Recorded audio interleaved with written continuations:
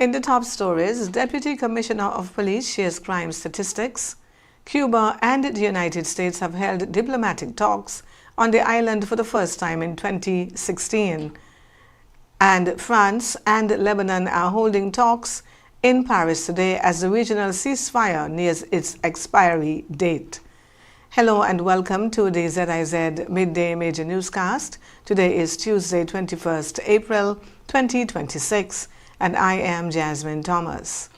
First on the national scene, Deputy Commissioner of Police Cromwell Henry says there has been a 14% drop in crime from last year up to week 16 of 2026. He says, however, some areas have shown increase, such as non-fatal shootings. But just to give you an idea of how we are doing, up to week 16, that's last weekend, April 18th, we've enjoyed a reduction of 14% overall in major crimes. Most of the crime categories are down compared to last year, except non-fatal shootings.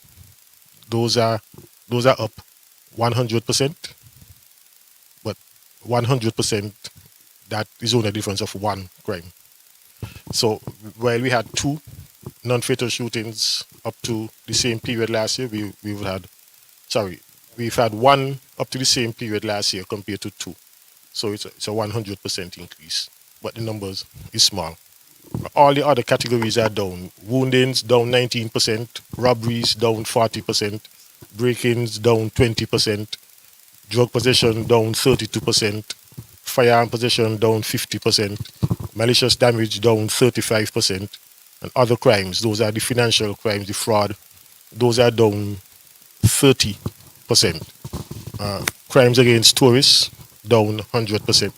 So the only categories that are up, as I mentioned, the shootings, non-fatal shootings, sexual assaults, and last needs. Last needs are up 6%, sexual assaults are up 50%. That's a difference of 5 between last year and this year.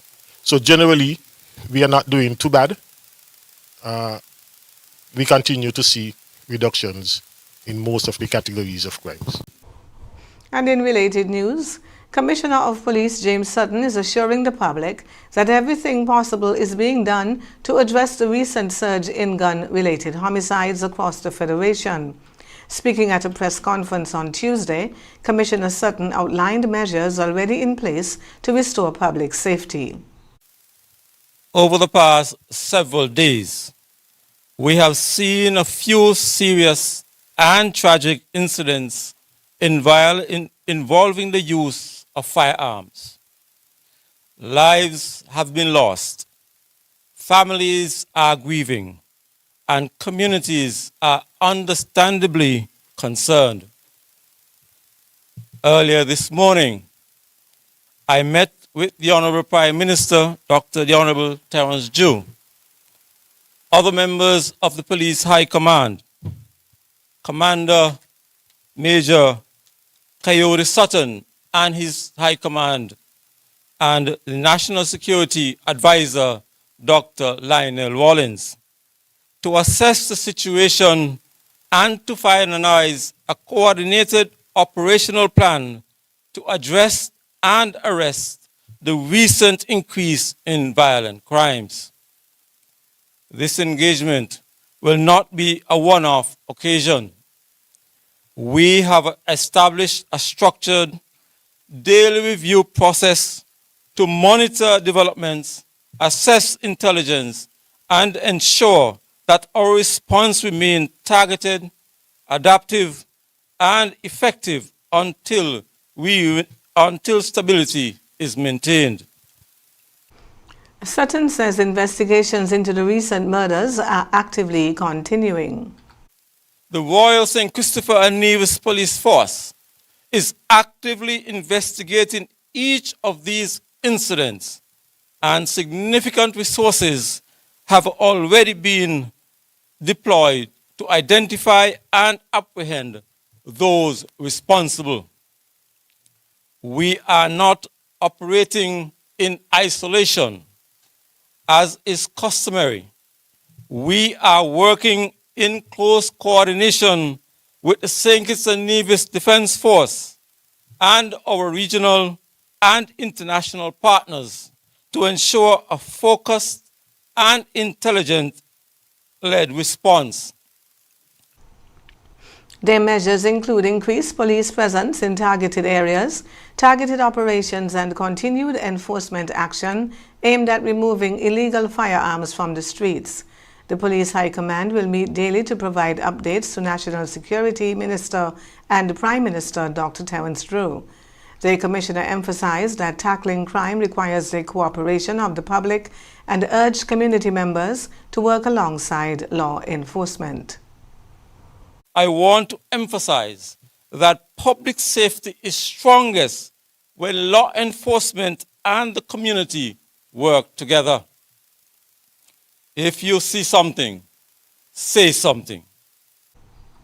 And the National Secretariat for Human Security and Well-being is stepping up its community outreach across the Federation with recent engagements targeting youth and national influencers.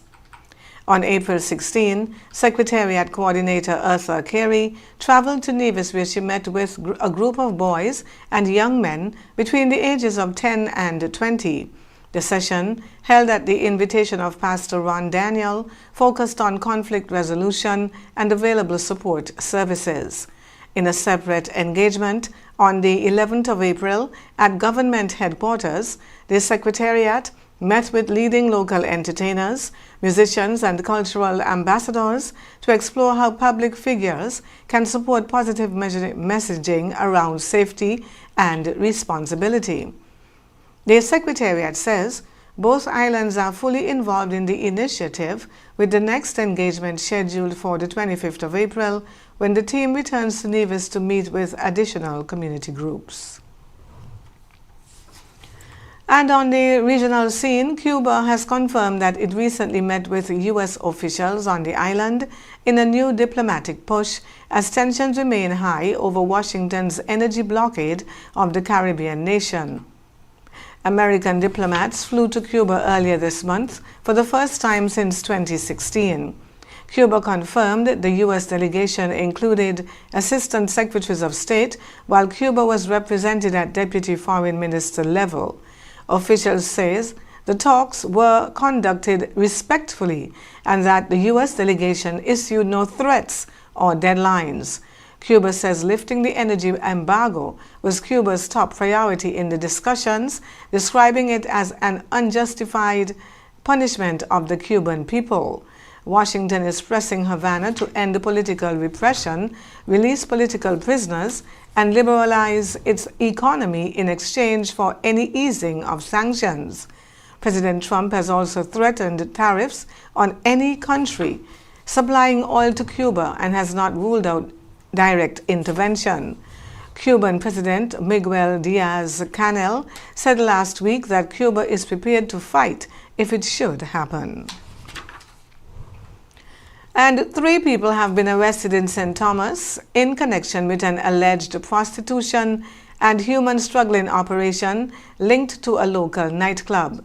U.S. federal authorities say the suspects are accused of running a brothel out of Tootsie's Gentlemen's Club while also harboring illegal immigrants for financial gain. Those charged are 56-year-old Hussein Jamil, also known as Tony, 39-year-old Magda Castro Santos, and 65-year-old Julio Hilgado de Pena.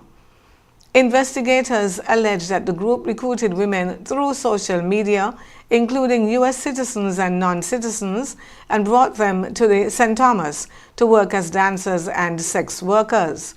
All 3 defendants face multiple conspiracy charges, including transporting persons for prostitution and harboring non-citizens for profit.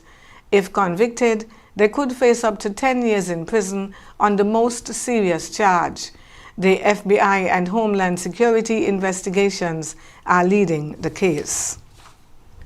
And now for a look at news on the international scene. French President Emmanuel Macron is meeting Lebanese Prime Minister Nawaf Salam in Paris today, with France's commitment to the ceasefire in Lebanon and the country's territorial integrity top of the agenda. The two leaders will also discuss humanitarian support for displaced populations and the economic reforms needed to support Lebanon's reconstruction and recovery. The meeting comes after a French peacekeeper was killed and 3 others wounded when UN peacekeeping forces in southern Lebanon came under small arms fire on Saturday.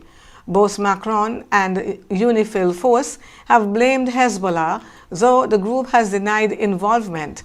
Macron is calling on Lebanese authorities to identify and prosecute those responsible without delay. Paris talks take place as the ceasefire approaches its Wednesday expiry. Pakistan is preparing for a new round of negotiations between the U.S. and Iran, while Lebanon and Israel are due to hold fresh talks in Washington later this week. And a former head of Britain's Foreign Office has told lawmakers that he felt political pressure from Prime Minister Keir Starmer's office to rush through the appointment of Peter Mandelson as ambassador to Washington despite security concerns.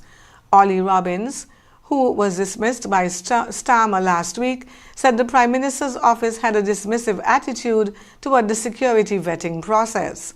He told lawmakers the government's vetting agency considered Mandelson a borderline case and was leaning toward recommending against granting him security clearance.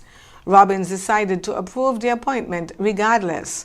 Robbins said the security concerns did not relate to Mandelson's association with convicted sex offender Jeffrey Epstein, but declined to specify what triggered the flags. A separate background report prepared ahead of the appointment did identify potential business links to Russia and China as a concern. Mandelson previously resigned twice from senior posts in Labour governments over separate scandals involving money and ethics. The testimony adds further pressure on Starmer, who is already facing calls to resign over the appointment. We now take a look at the weather. Partly sunny conditions are expected across the islands today, with a slight chance of a brief shower. Temperatures will reach a high of 32 degrees Celsius or 90 degrees Fahrenheit, with an overnight low of 23 degrees Celsius or 73 degrees Fahrenheit. Overall conditions remain fair to partly cloudy. However, shallow cloud patches moving through the area could trigger occasional showers over the next 24 hours. Tonight will be fair to partly cloudy with a moderate chance of a brief overnight shower. Winds will be from the east-northeast at 11 to 26 kilometers per hour or 7 to 16 miles per hour, with lighter periods at times. Seas will range between 1 and 1.5 meters or 3 to 5 feet. Sunset this evening is at 6:28, with sunrise tomorrow at around 5:50. That brings us to the end of the Midday Major Newscast. Join us this evening for these stories and more. Thank you for tuning in. I am Jasmine Thomas. God bless you.